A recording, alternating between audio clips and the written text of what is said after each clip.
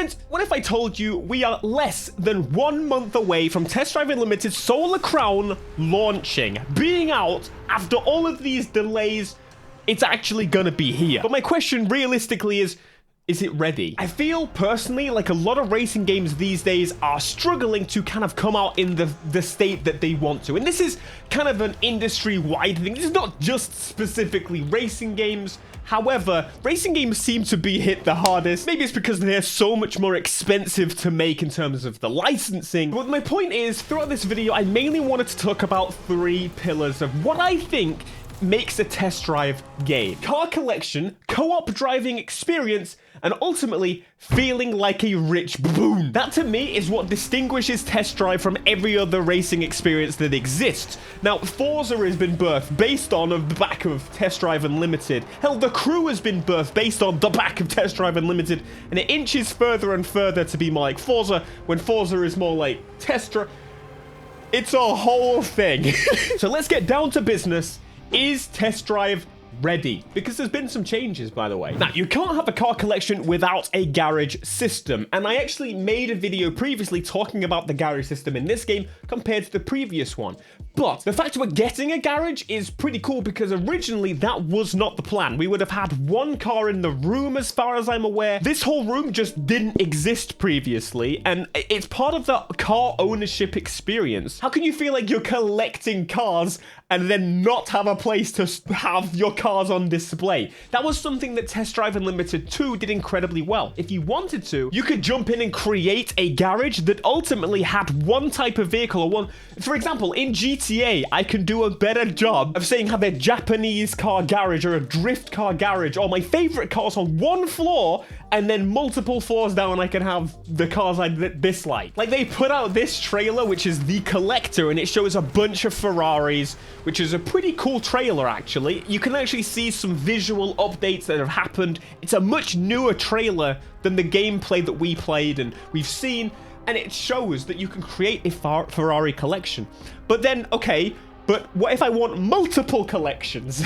This is a real pain point that I think they're missing the ball on, for sure. The garage is an improvement, but at the same rate, I need to see more. I need multiple garages. Maybe I should have multiple floors. Go in the lift and just let me pick a floor and name the garage. Ferrari garage, JDM garage, blah, blah, blah, blah. But I think it gets to the point that we're not getting away from the fact that we kind of need houses. Test Drive needs that house experience.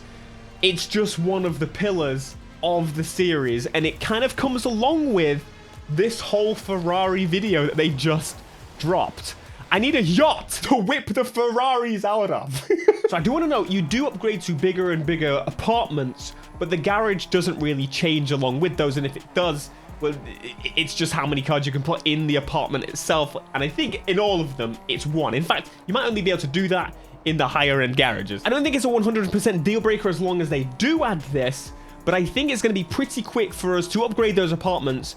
Hell, we should be able to have multiple of them. That's the thing. I want to feel rich in this game. That's kind of the overarching objective of a test drive game to me. It's something that even in Gran Turismo, where I own probably 200 cars, or hell, The Crew, or Need for Speed, or Forza Horizon, for example, I have all the houses in previous Forzas. I haven't bothered to buy them in the new one. There's no point in buying these houses because they're just a random purchase. They don't do anything. They absolutely missed the ball on that. But in Test Drive, I bought as many houses as I possibly could to have the space, the custom spaces, the changing a few elements of them.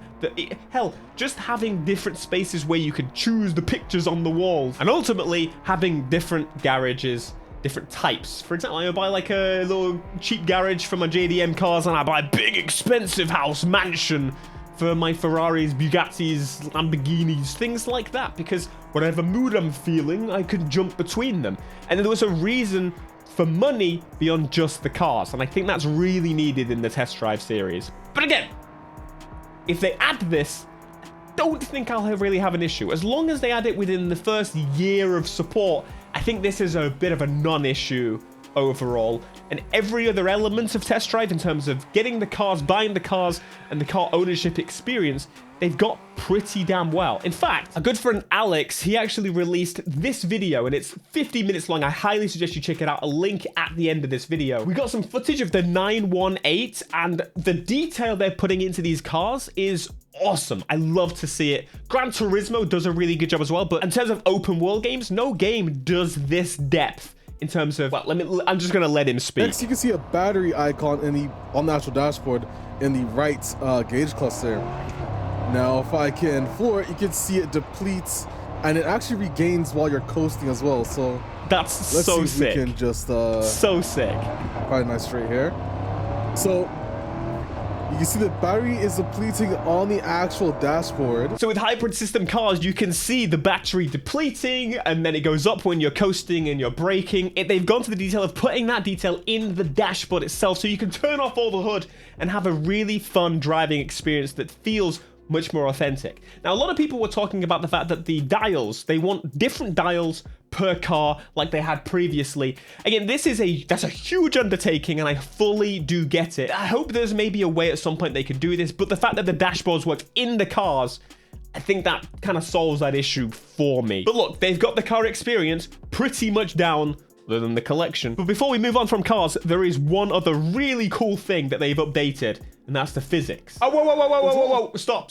We gotta cover that wheel. We gotta put a better wheel. Just use some footage from my bit. Yeah, that's more like it. The wheel movements might not match, but anyway, the physics of the cars drifting has been worked on. Now, this is something that they told us was going to be improved. Like I said in the demo, the off-road physics felt the best in the game, and they've said for a while that they were working on the handling in terms of drifting for a while, the car breaking loose, and that's something they've absolutely done a better job of. I would say this is more leaning arcade than the overarching simcade that they're going for, but that's kind of the whole point of simcade, is to have some fun and some not. Not to say that normal driving's not fun, but you know what I mean. Prioritizing fun over realism. Again, I'll link that video at the end. Super sick, like 50 minutes long. So the question of cooperative driving experience. Now, I think the problem they've got personally is that they're leaning too heavily in the competition. Now, I feel like maybe a bit of an outcast on this, to be completely honest with you. I think the majority of people do like competition, and they like the competitive side of things. But I always felt Test Drive, once again, was a bit more of a cooperative experience. So you've got the crew really focused, dead set on having a competitive experience. That's pretty much the only thing that game is providing right now. And you've got Need for Speed, which is clearly now prioritizing a competitive experience that I think, and I get it, is that provides more experience longer term. Having players interact with each other. It's a bit more of a random competition. It's different. It's fresh every time, and I 100% get that.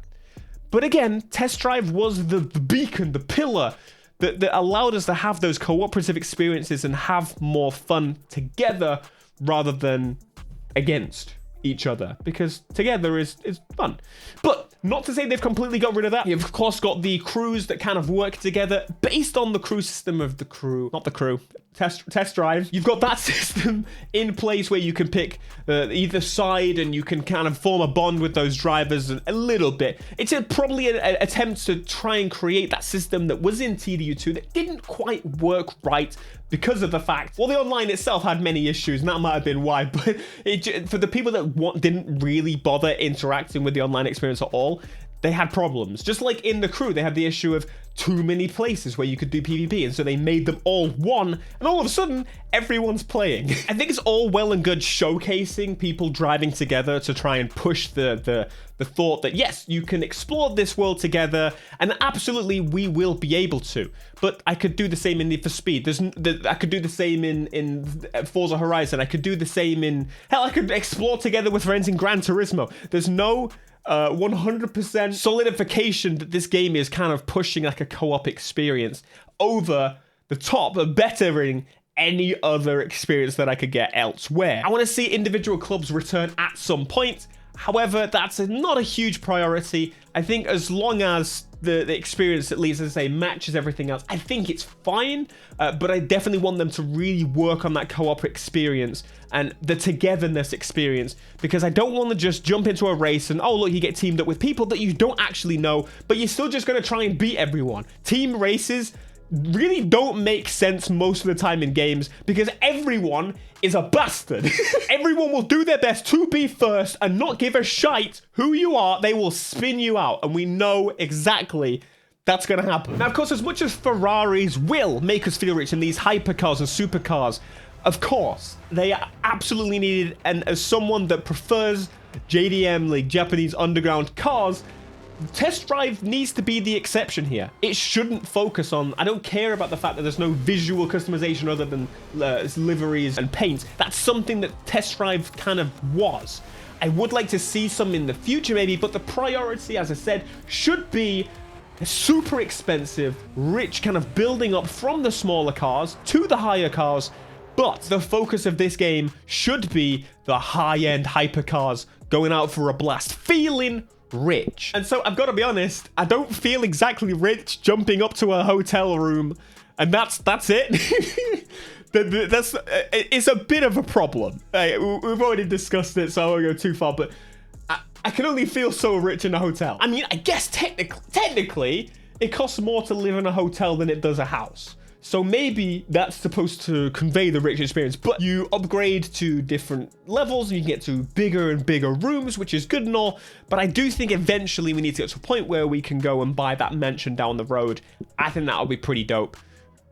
Really got to sell a couple million units to actually get that though. And that's that's the bit I'm like, So that's the pillars covered pretty much. I would say the car collection needs a bit of work, but it's 90% there. The co-op driving experience, for what it needs to be, 70% there. And the feeling rich element, again, maybe 75% there. We're mostly there. And so I would say we're at a pretty good state to... That sounds so British. What the hell? We're at a pretty good stage. You ever notice how British people have to put on the accents to sound more British?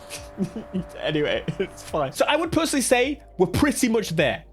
But there are a couple of things I'm still worried about. We are littered with terrible examples of games coming out not quite there. Now, I'm not going to say it's to the level of Forza Motorsport, because that would just be damn insulting and quite frankly, a lie. Forza Motorsport is still not in a releasable state. I don't know why it's out. Need for Speed Unbound's multiplayer, absolutely terrible at launch. What the hell were they thinking? Non-working PvP if you want to have a PvP experience. What's the point of a multiplayer experience if you don't have the competitive? What's the point of splitting it? We could have had a co-op experience within the normal single player like we did in Heat. But speaking of Heat, that didn't have a great multiplayer launch either. However, it was definitely the best Need for Speed and probably the best performing Need for Speed in decades. And then you got Motorfest, which again is another, I would say, pretty not great example, because even with their big focus on that competitive sphere that people seem to say that they would prefer overall, I personally have seen like not as much interest in Motorfest. Even with them adding a new island and things like that, the depth, the core of the crew was ripped out. And then it didn't really succeed in the way that, from our perspective, I'm sure it still did pretty well. But again, we've got great examples like the Crew 1, 2015. As I said, Need for Speed Heat still finds better success than Need for Speed Unbound in a lot of ways. So I would say this game is ahead of those bad examples, for sure, no question. But they've got a lot to do to finalize it. And I think it's pretty simple in terms of the collection. Hell, you could have multiple garages that you could select from. Hell, maybe they've already implemented that system. And there, of course, is the elephant in the room that they still will not talk about the always online. That's kind of terrifying.